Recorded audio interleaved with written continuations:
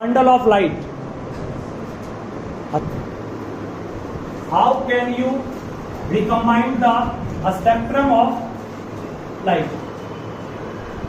Spectrum of light को प्राप्त करने के लिए क्या करेंगे? इसका आंसर क्या बोला मैंने? टू पुट या टू प्लेस या to keep the other prism. ये फर्स्ट प्रिज्म है, दूसरा प्रिज्म को इस प्रिज्म के फेस के पैरेलल प्लेस करेंगे। और उसके बाद फिगर आप लोग अपने बुक्स ड्रॉ कर लीजिए। क्या कर लोगे ना? ये क्वेश्चन को आप अच्छे से करना, बड़ा इंपॉर्टेंट क्वेश्चन ये भी है। चलिए आगे रेनबो है। रेनबो में सबसे इंपॉर्टेंट क्वेश्चन जो बनता है उस पर हम लोग काम करेंगे, जिसको हाईलाइट करेंगे उस पर मेन ध्यान दूंगा। रेनबो, रेनबो क्या है? तो एग्जाम पूछता है which important phenomena will take place during the formation of rainbow. एकदम इंपॉर्टेंट क्वेश्चन ये मान लीजिए आप आ सकता है, आएगा। रेनबो पे होता क्या, इस पर काम करेंगे, फिर कौन कौन सी घटनाएं उसके अंदर होगी इस पर काम करेंगे, उसी से एक क्वेश्चन बनेगा इंपॉर्टेंट, इसको आप ध्यान रखिए। रेनबो क्या है? शांत रहो। मतलब dispersion of sunlight, white light या sunlight from the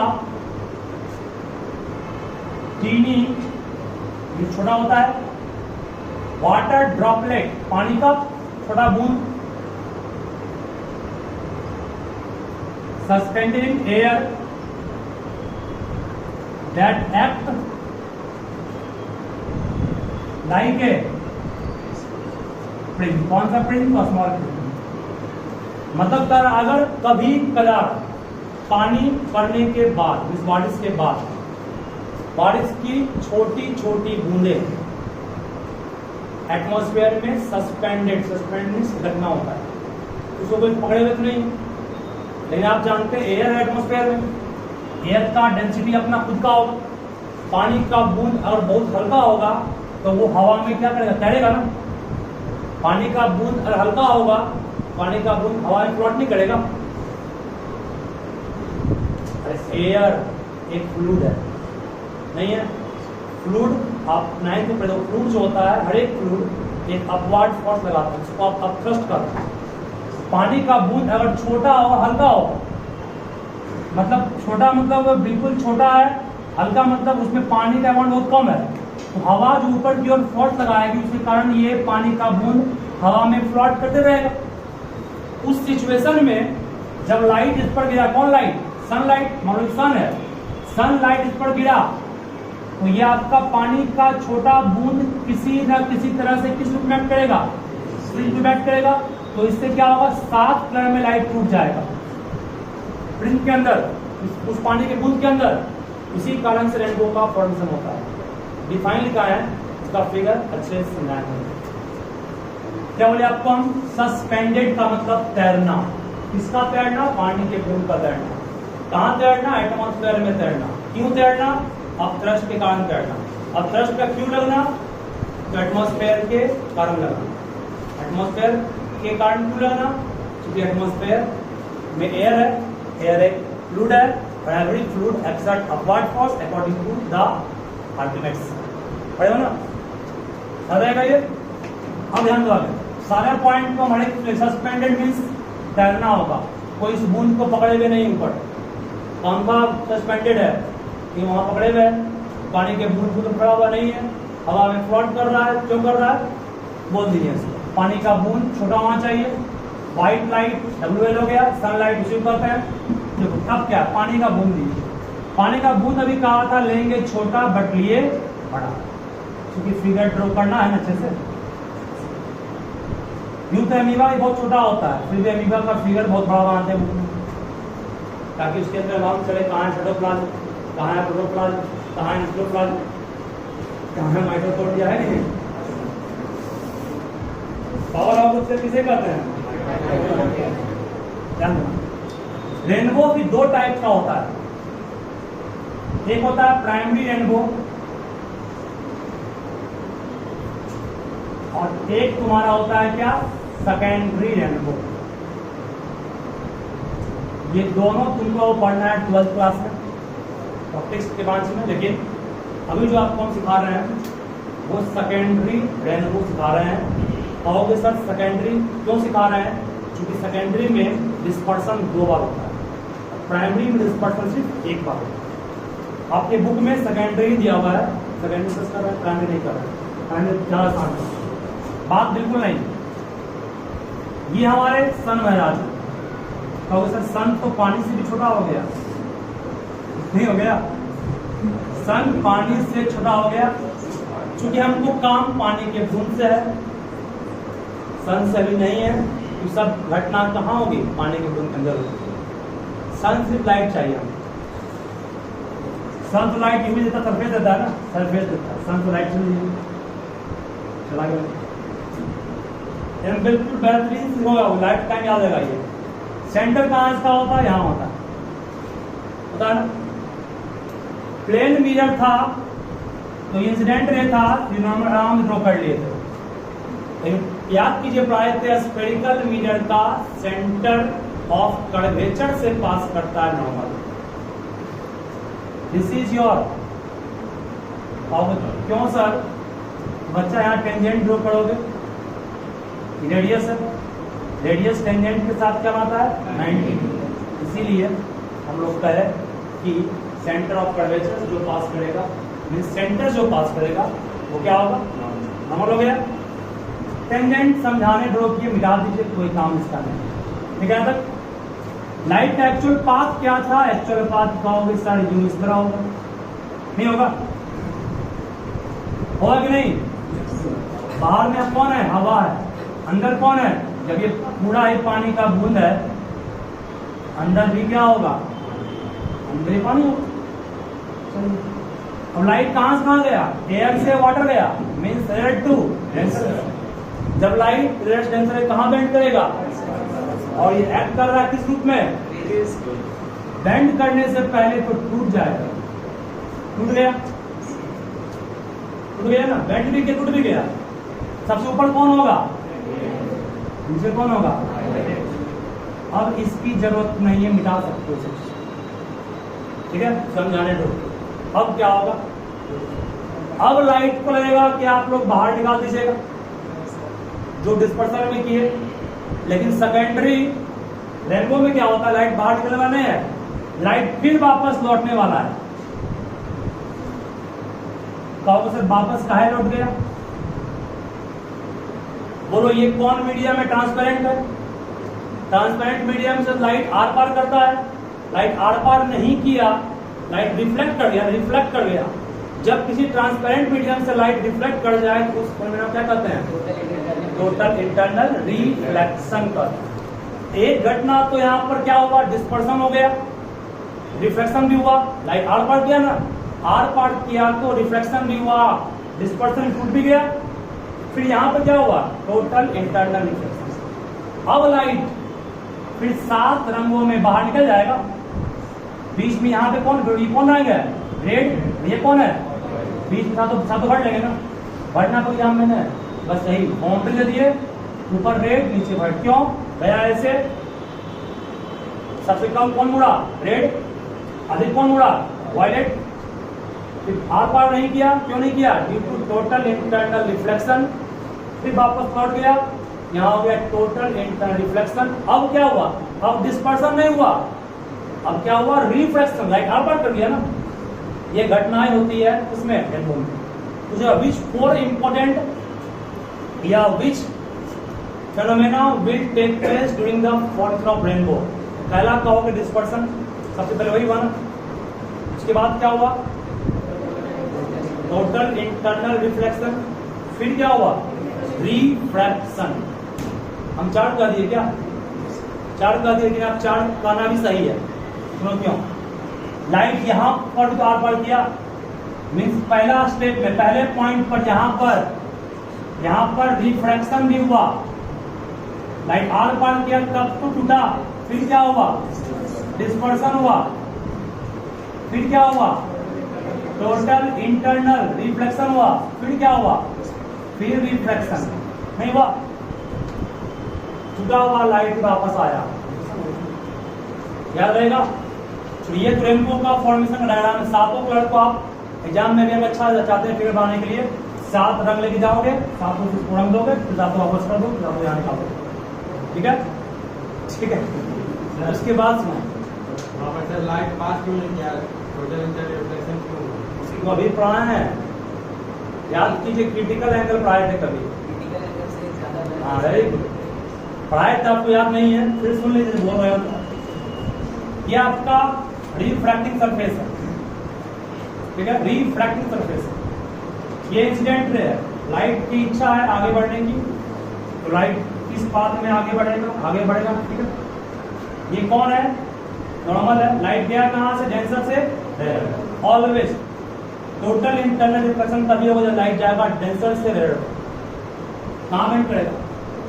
away from, सही है। थोड़ा सा एंगल और बढ़ा दीजिए, अब यहां से जाते और ज्यादा, सही है। थोड़ा और इधर करेंगे, और थोड़ा सा करेंगे, यहां आ जाएंगे। एंगल ऑफ, जिस एंगल ऑफ इंसिडेंट पर एंगल ऑफ रिफ्लेक्शन कितना हो गया? 90 हो गया, उसे कहते हैं क्रिटिकल एंगल। ये क्रिटिकल एंगल हो गया। अब थोड़ा सा और बढ़ जाएगा तो लाइट क्या होगा? उसी रास्ते में लौट गया। इंसिडेंट भी क्या टेंशन में, और कहां लौट गया? टेंशन में लौट गया। इसी को कहते हैं टोटल इंटरनल रिफ्लेक्शन। यहां पर भी,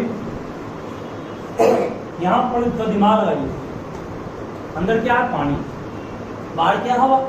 लाइट कहां से कहां गया? डेंसर से। और ये एंगल जो इंसिडेंट होगा, यहाँ पर ड्रॉ करोगे टेंजेंट, यहाँ पर मरम्मत जरूरी है, क्या होगा? क्रिटिकल एंगल से ज्यादा हुआ होगा तब वापस करोगे। इतना डीप में आपको क्वेश्चन नहीं पढ़ना है, तो बता दूंगा पूछा,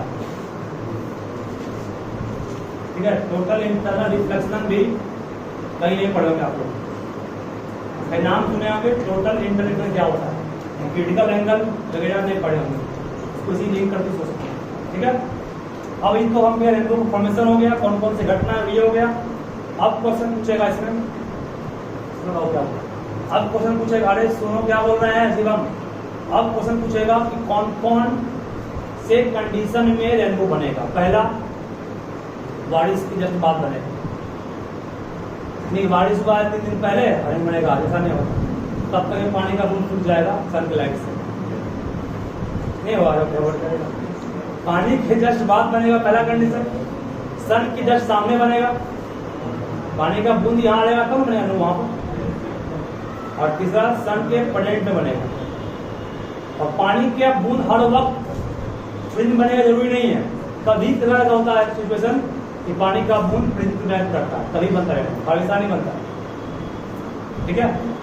अब रेनबो का डिफाइन दिखा दिए क्या?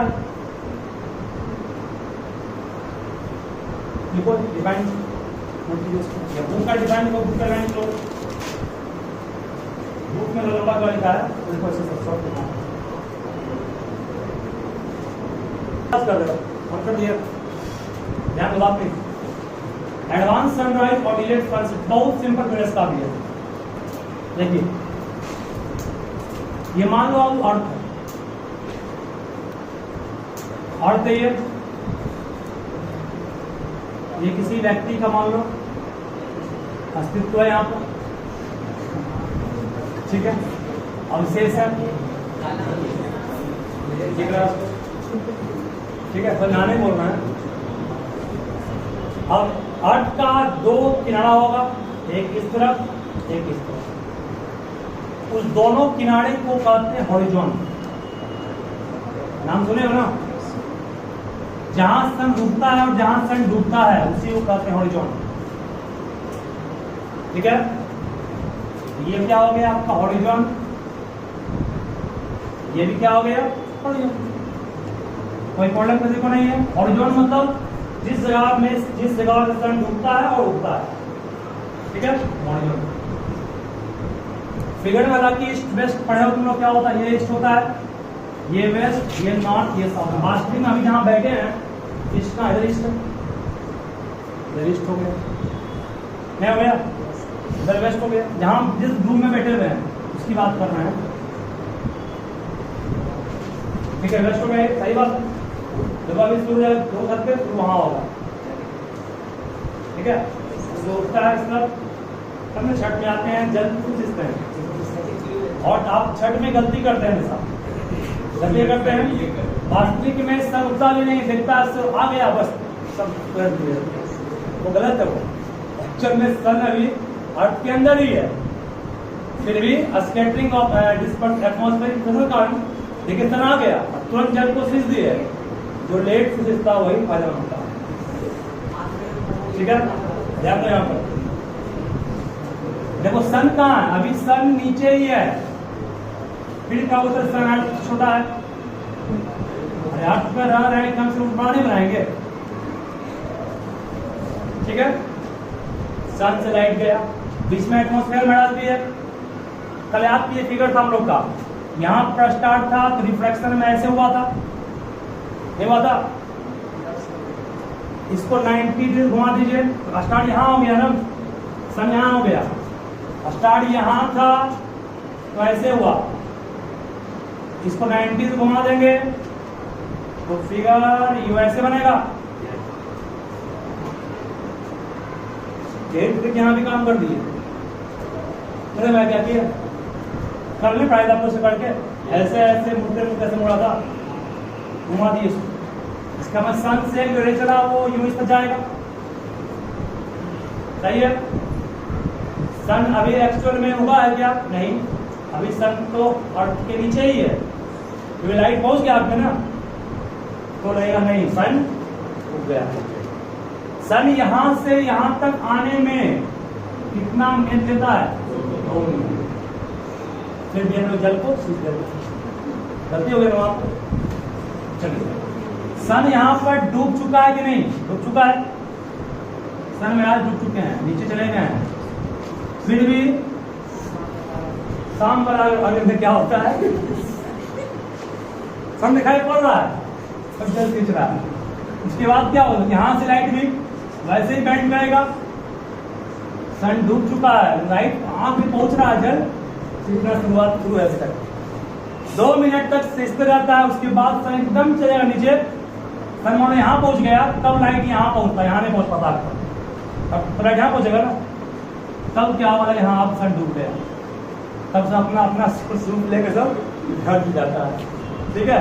तो ये आपका हो गया 2 मिनट यहाँ आने में, इसका मतलब सन 2 मिनट पहले उग गया, 2 मिनट तक वो दिखाई पड़ता है, डूबने के बाद ही डूब चुका है ना। ये सनसेट का हो गया, ये क्या हो गया, सनराइज। समझ आ गया अच्छे से? ये पूरा फिगर डायग्राम के साथ याद रखिएगा, दिक्कत कभी नहीं होगा, बहुत सिंपल फिगर है। और जो वही दो किनारा यहाँ पर सन उगता होगा, ठीक है।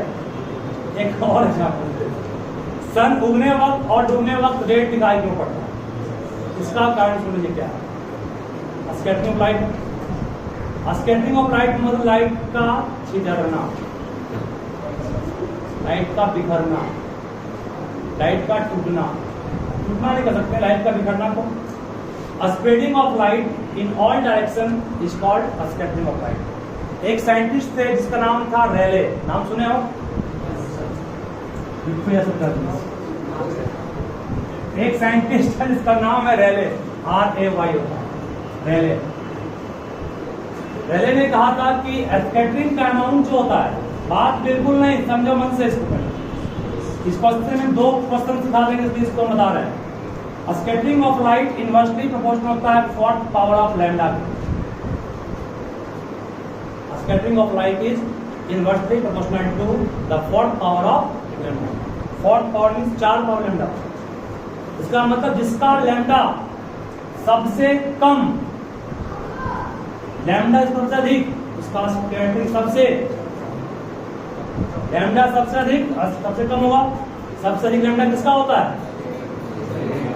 ना विक्ट्योर में यूं इस तरह बढ़ते हैं, लैम्डा बढ़ता है, सबसे अधिक लैम्डा रेड का है, सबसे कम कौन स्प्रेड होगा?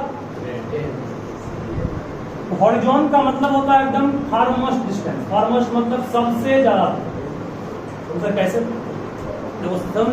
सूर्य जब उगता है तो गर्मी कम लगती है, डूबने वक्त भी गर्मी कम लगती है, इसका मतलब जरूर सन से बहुत दूर है। नहीं, जब लॉन्ग डिस्टेंस पर कौन है? सन। सबसे ज्यादा डिस्टेंस हॉरिजॉन्टल पर होता है। का डांस कर रहा है, खत्म भी नहीं हुआ है, डांस कर रहा है। ठीक है, देखो सबसे ज्यादा डिस्टेंस कहाँ होता है?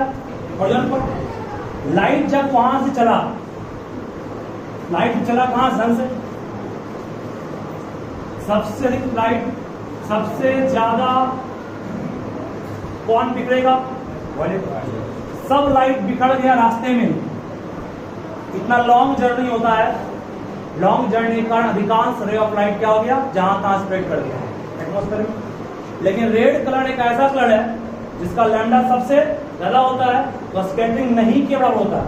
इसीलिए रेड कलर का सिग्नल के रूप में यूज करते हैं, डेंजर सिग्नल, ताकि क्या लगा कर रहा है तो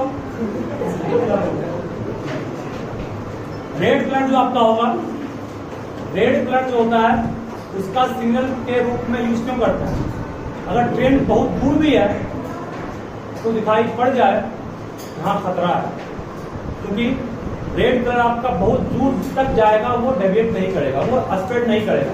बाकी सारा कलर क्या होगा? रास्ते में जहां तहां स्प्रेड कर जाता है, लेकिन रेड कलर स्प्रेड नहीं करता है, इसीलिए डेंजर सिग्नल के रूप में रेड का यूज करता है। ठीक है, इसका मतलब लॉन्ग डिस्टेंस तक चल सकता है बिना स्प्रेड के, बिना टूटे हुए। कौन? रेड कलर, इसलिए रेड कलर का यूज करते हैं।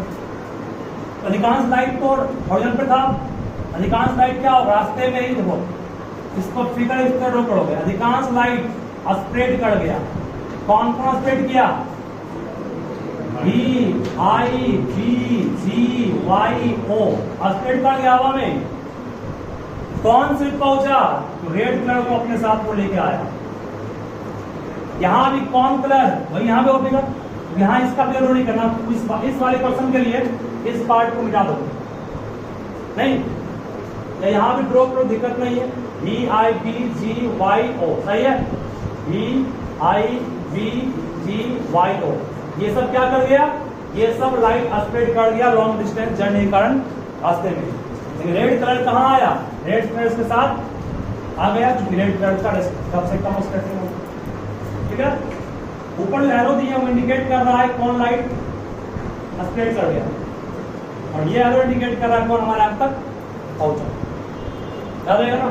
तो आपसे पूछा why sun appears red during sunset and sunrise, बोलना पड़ेगा during sunset and sunrise sun is at horizon. Sun कहाँ होता है? हॉरिजॉन होता है। And distance from earth is maximum, so most of the light like violet, indigo, blue, green, yellow and orange will scattered in the path, while red color does not scattered and reach our eye. That is why we can say sun appears red in color. रहेगा, ये question important है। Figure सुना दिए, दोनों figure दोनों काम हो गया। आप लोग अलग अलग फिगर ड्रॉ कीजिएगा। ठीक है, फर्स्ट फिगर ड्रॉ कीजिए। इसका पहला फिगर अलग ड्रॉ करोगे।